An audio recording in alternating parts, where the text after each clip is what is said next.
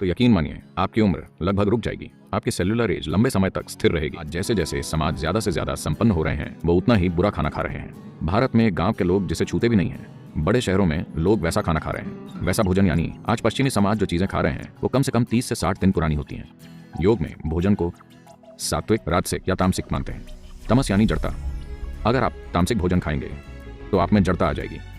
जड़ता का मतलब बस आलसी होना नहीं है। जड़ता यानी कुछ चीजें धीमी हो जाएंगी, यानी सिस्टम में पुनर्निर्माण जल्दी नहीं होगा। आज आप जानते हैं कि दिमाग से अच्छा काम लेने के लिए सबसे जरूरी यह है कि दिमाग में नए सेल्स या कोशिकाएं जीवन भर जल्दी बनती रहें। अगर आप तामसिक भोजन खाते हैं जो आपके शरीर या आपकी ऊर्जा में जड़ता पैदा करता है, तो आप धीरे धीरे चीजों का अच्छे से अनुभव नहीं कर पाएंगे।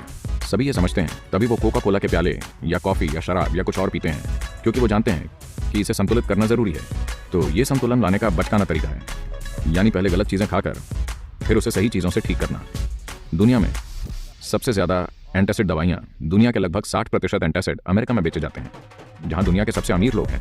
यानी वहां कई विकल्प हैं, वो बेहतरीन खाना खा सकते हैं, पर नहीं, वो सबसे खराब खा रहे हैं, क्योंकि कमर्शियल बिजनेस आपका भोजन तय कर रहे हैं। आप सचेत होकर कुछ नहीं खा रहे हैं। मान लीजिए लोग ताज़ा खाना खाने लगे। योग संस्कृति में अगर आप कुछ पकाते हैं तो उसे ज़्यादा से ज़्यादा 1.5 घंटे में खा लिया जाता है। 90 मिनट से पहले उसे खा लेना चाहिए। उसके बाद भोजन को नहीं छुआ जाता, क्योंकि उसमें तमस आने लगता है, यानी जड़ता होगी। आप प्रयोग करना चाहें तो कर सकते हैं। 1 सप्ताह तक ताज़ी चीज़ें खाएं और फिर कोई प्रोसेस्ड चीज़ खाएं जो 1-2 महीने तक रखी गई हो। आप शरीर में सतर्कता का स्तर देखेंगे, आप इसे खुद अनुभव कर पाएंगे। ये सेल्स या कोशिकाओं में होता है। इसकी मूल चीज़ है, हम इसे ओजस कहते हैं। इसका कोई अंग्रेजी शब्द नहीं है।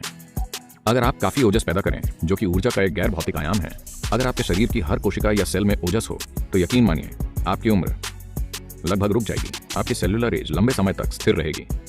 मुझ पर कुछ टेस्ट किए गए हैं और वो कह रहे हैं कि मेरी सेल्यूलर उम्र 25 है। वैसे मैं 25 की उम्र जैसा ही हूँ, मैं उतनी ही गतिविधि कर रहा हूँ, मेरा वजन उतना ही है, सब वही है। ये कोई चमत्कार नहीं है, सभी ऐसा कर सकते हैं, बस बुनियादी बातों पर ध्यान देना होगा। भोजन से एक और चीज़ जुड़ी है जिसे विरुद्ध आहार कहते हैं। यानी अगर आप एक चीज़ खाकर कुछ ऐसा खाते हैं जो उसके खिलाफ काम करता है, तो शरीर में जंग छिड़ जाएगी। पाचन प्रक्रिया काफ़ी हद तक एसिड या एल्कलाइन जैसी चीज़ों से होती है।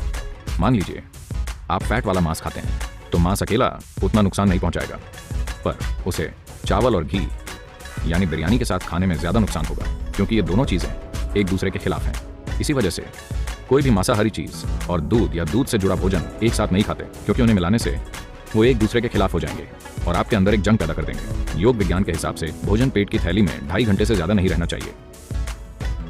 2.5 घंटे में वो बाहर चला जाना चाहिए और पेट खाली हो जाना चाहिए। भूख नहीं लगेगी, पेट खाली रहेगा।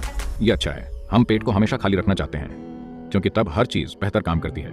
और पेट की सेहत को आज बिल्कुल नज़रअंदाज कर दिया गया है। अगर आप पेट को साफ नहीं रखते तो मन को संतुलित रखना बहुत मुश्किल है। तो योग केंद्र में दिन की शुरुआत नीम और हल्दी की एक छोटी गोली खाकर होती है। आपके सिस्टम पर इसका जो प्रभाव पड़ता है उसके कई पहलू हैं, पर सबसे पहले नीम का पेड़, जो आमतौर पर पूरे भारत में पाया जाता है, आज शायद दुनिया भर में 10 से 12 अलग अलग जगहों में उगाया जा रहा है। ये मूल रूप से भारतीय उपमहाद्वीप का पेड़ है और नीम की पत्ती धरती की सबसे जटिल पत्तियों में से एक है। माना जाता है कि इसके भीतर 150 से अधिक जटिल रासायनिक पैटर्न हैं। इससे कई स्वास्थ्य संबंधी पहलू, ऊर्जा संबंधी पहलू और आध्यात्मिक आयाम जुड़े हुए हैं। आइए जानते हैं कि नीम आपके सिस्टम में क्या करता है। इसका एक प्रभाव एकदम नजर आता है, वो है आपके आहार के ट्रैक्ट को साफ रखना। साफ रखने से हमारा मतलब है ये एक जगह है, ये पूरी पाचन प्रक्रिया में एक ऐसी जगह है जहां जीवन के दूसरे रूप सबसे अधिक मात्रा में है। इस एलिमेंट्री ट्रैक्ट के भीतर सूक्ष्म जीव बहुत ज्यादा होते हैं। उनमें से कई हमारी मदद करते हैं। हम उनकी वजह से जिंदा हैं और उनकी वजह से भोजन पचा पाते हैं। शरीर में बहुत से कार्य उनके कारण होते हैं, पर फिर भी कई ऐसे जीव हैं जो हमें नुकसान पहुंचाते हैं। नीम की खास बात यह है, खासकर जब इसे हल्दी के साथ लिया जाए, अगर ये 2 चीजें एक साथ ली जाएं, तो मोटे तौर पर वो चीजें जो शरीर के लिए जरूरी नहीं हैं, वो चीजें जो शरीर को नुकसान पहुंचा सकती हैं, किसी भी तरह के कीटाणु नष्ट हो जाते हैं।